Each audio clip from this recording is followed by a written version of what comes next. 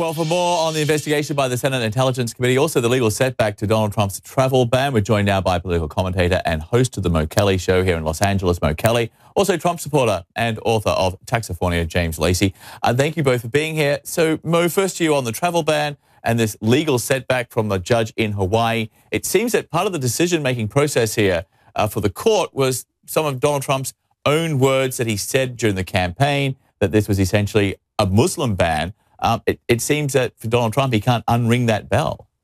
Right. He did say on the campaign trail he wanted a total and complete shutdown of Muslims, quote, unquote. Now, this comes down to letter of the law versus spirit of the law. Many Republicans in the Trump administration are arguing that the letter of law is that we are trying to protect America, and this travel ban is consistent with that. But the spirit of the law, it seems that the federal courts are ruling, is that is in contradiction to that. And the spirit of the law is more religion-based than it is nationality-based. And that's where we are. And I don't think that the Trump administration can have it both ways, where you campaign on one idea and then try to sneak through another when you get in the office. So, James, how will the administration deal with this? Obviously, there's the option of an appeal. And, you know, in the past, the president has said he will go all the way to the Supreme Court this time. Well, the laws on the administration side, I'll take you back to the 1970s when there was public outrage in the United States because of the Ayatollah Khomeini's allowing Iranian students to take hostage dozens and dozens of Americans and hold them for a very long period of time, and there was hostility throughout the United States. And at that time, President Jimmy Carter instituted a travel ban on any Iranian traveling to the United States, and he used exactly the same law that Donald Trump is using. The president has the power as the head of our nation to determine what immigration policy should be and to implement that law. And what we have are basically some judges who are really overreaching. They're trying to find animus in Trump's political statements, but there's a big difference between statements during a political campaign and what the law is. And the law is very clear. The president has the power to determine what's in the nation's interest with respect to immigration rules. Immigration into this nation is a privilege. It's not a right. And by virtue of that, Donald Trump has the law on his side. It's just going to take some time, I think, to work through all the legal machinations that the left is putting him through. Okay, well, obviously this is something which will be sorted out in the courts. If it does get to the Supreme Court, that's a whole other issue with, you know, we're waiting for the confirmation of Neil Gorsuch to that vacant seat there. Whether or not that will happen, I guess, is another story. We'll find out about that in the coming weeks. But let's move on to the Senate Intelligence Committee looking into alleged ties between the Trump campaign and Russia. You know, we had this news conference with the chairman, the Republican chairman, and the top-ranking Democrat, essentially, you know, putting forward this image that, you know, they are not the House Intelligence Committee, that this is a bipartisan approach. Let's listen to the chairman of the committee here. Contrary to maybe popular belief, we're partners to see that this is completed, and that we've got a product at the end of the day that we can have bipartisanship in supporting. Mark? Thank you. So, Mo, does this restore your faith a little that maybe the system isn't totally dysfunctional? It's dysfunctional. It doesn't restore my faith, but I think it's a step in the right direction. Yes, there's going to be some partisan gamesmanship which is going on, but this is an investigation, at least on the FBI side, which has gone on for 8 months. 8 months, Director Comey has told us. It started in July 2016. So if anything, that is going to be private. The Senate Intelligence Committee investigation will be somewhat public and will be able to assuage some of the fears that Americans can have some insight and see what is actually going on with our republic and democracy. There's nothing wrong with public hearings. If anything, it helps restore that same faith that you're talking about, John.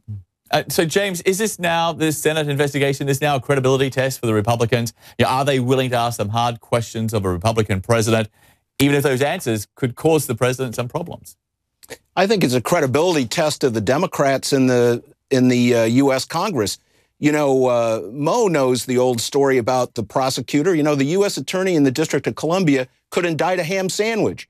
Now, you've just said that there's been an 8-month investigation. There haven't been any indictments come out of it. Well, there haven't been any indictments that came out of the Benghazi situation as well. nor were there appropriate hearings in that case that resulted in any prosecutions.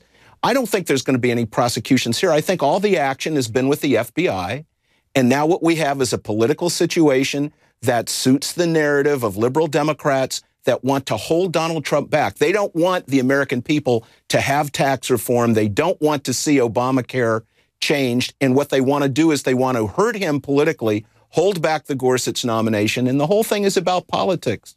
How can the Democrats be accused of holding him back when health care failed because of the Republicans? Yeah, well, you know that Donald Trump has taken these 60 days to be able to get his government in place. This administration has had the longest term of not having a Treasury Secretary in the history of America because of foot dragging by Democrats that can't accept that Donald Trump won the election. So all this is just more roadblocks. These aren't, you know, I hear this stuff about, Carl Bernstein said today, he was talking about a cover-up. There's no evidence of a cover-up on Russia. There's absolutely none. All there is this statement that perhaps there were some people in the transition period after the election that might have had some sort of discussion with somebody about Russian hacking. And what did the Russian hacking do? Well, I have to come back to this point. It revealed that the Democrats were cheating in the debates to help Hillary Clinton. Well, that's it. Look, it wasn't a bribery. There wasn't money. There wasn't, you know, robbery. There wasn't murder. There wasn't. Things, I'm going to cut you off. Sorry, because we're running out of time. But all those things, I guess, will be revealed when these investigations are complete. And that time frame we just don't know about. We should also mention in the last couple of hours, we heard from the FBI Director James Comey. He was reflecting on the past year. Listen to this.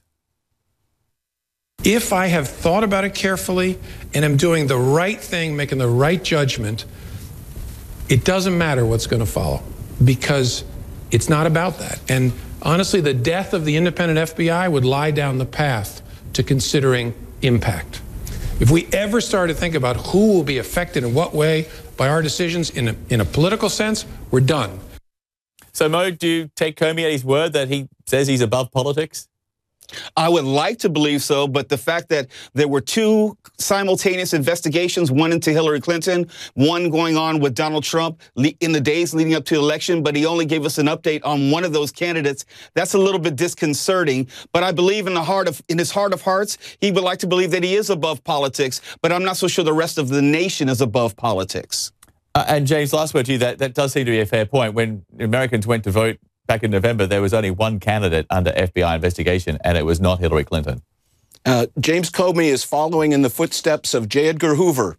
James Comey is about James Comey the same way J. Edgar Hoover was about J. Edgar Hoover. Okay, we'll leave it there. James, thank you so much. Also, Mo, appreciate you both being with us. Thank you.